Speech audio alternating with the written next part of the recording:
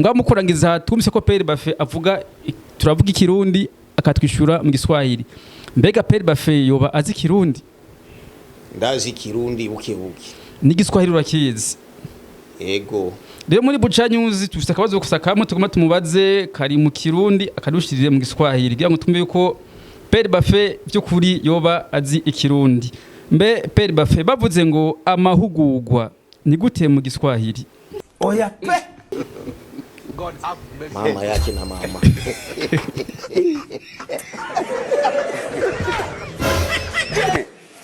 Aha. Amahugurwa ni gute mu Giswahili? Mbabarira. Aho rero ni kuronderana kweli. Tico kirabesha.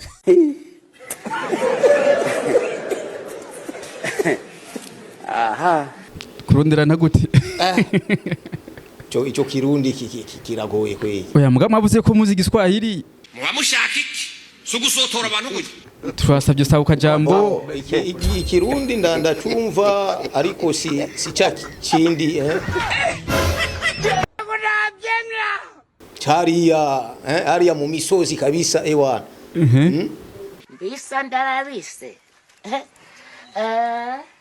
Vuga iki Kirundi cha iki ushaka Kirundi cunga nyene mu mucinga hanye. Mu muji. Mu muji. Nibaza yuko ugwaye inzoka bangiristom. Okay. Bavuze ngo samuragwa ni gute mu Giswahili? Hey, y'all come look at this. Samuragwa. Yego. Héritier. Mu Giswahili rero. Mu Giswahili. Ndio. Yani Gezaho. Ivyo biramaze. Yani ni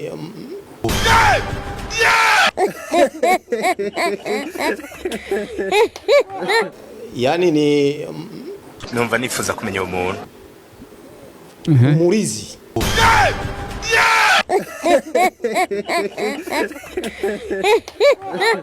Uti? Murizi. Tico kirabesha. Umurizi. Ivyo birabaho? Ça c'est impossible. Uti? Murizi.